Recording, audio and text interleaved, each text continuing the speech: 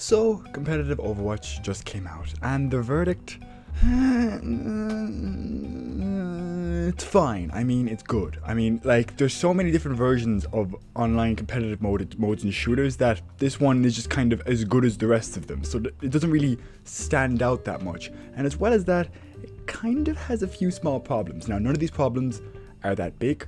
Almost all of them are fixable except for one, which I'll get onto later, but they're all really minor, and to be honest, I don't have a really space to complain, but you know what, fuck it, I'm gonna complain anyway. I'm gonna state 4 problems that I've had with competitive mode so far, and I'm gonna put them in order of least severe to most severe. So the first one I mentioned will not be severe at all, but the last one I have serious problems with. The first one, which is the least severe one in my mind, is the XP bug at the moment, which is where if you play a control point map, you get so much less XP than if you play a payload map. It's kind of fucked at the moment in that you kind of jump from level to level, but if you play a control point map and you do really well in that map, then it doesn't matter because your XP doesn't go up.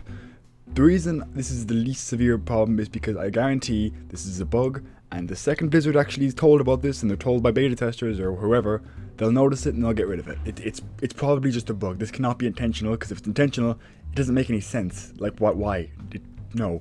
The second not really severe problem I have with this is the leveling system. The leveling system is very well spread out in terms of it goes from 1 to 100. There's plenty of space between that, but the problem with it is, for some reason, everybody's been coded between 40 and 60. I haven't seen anybody short of phenomenal or anybody short of literally doesn't even play the game get below 60 or 40.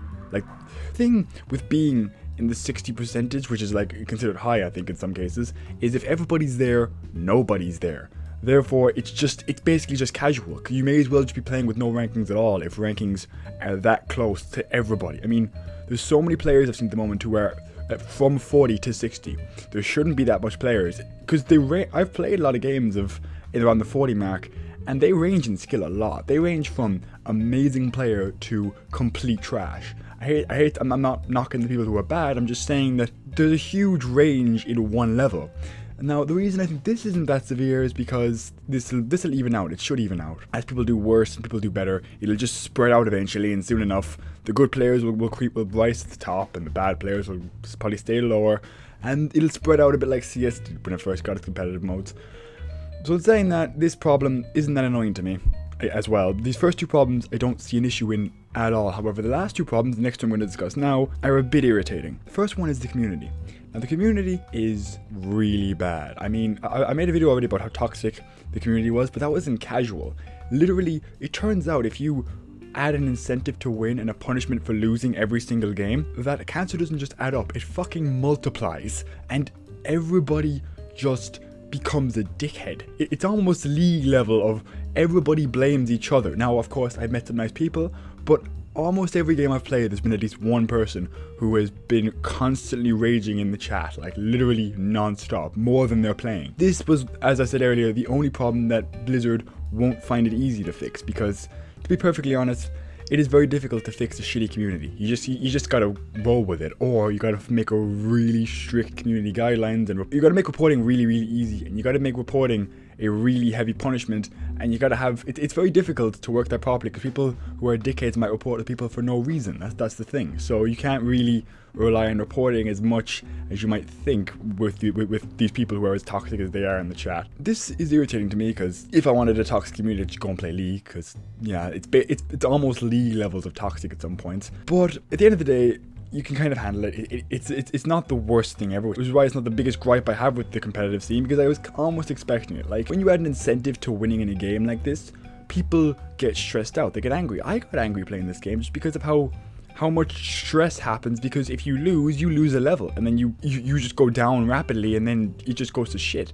So people do genuinely get angry if the game goes to shit, and then they play worse, and then everyone just gets angry at each other, and it just becomes a giant clusterfuck of everyone hating each other. Someone's saying that this problem isn't really fixable, but at the end of the day, I'm not really surprised by it. Getting on to the last one, which in my opinion is the biggest problem. The biggest problem I have with competitive at the moment, despite the fact that this was taken off apparently because it wasn't competitive enough, my problem is payload maps are not competitive enough. Now, you're probably wondering, how can a payload map not be competitive enough? Well, sudden death. Sudden death is when both players finish it in the allocated time.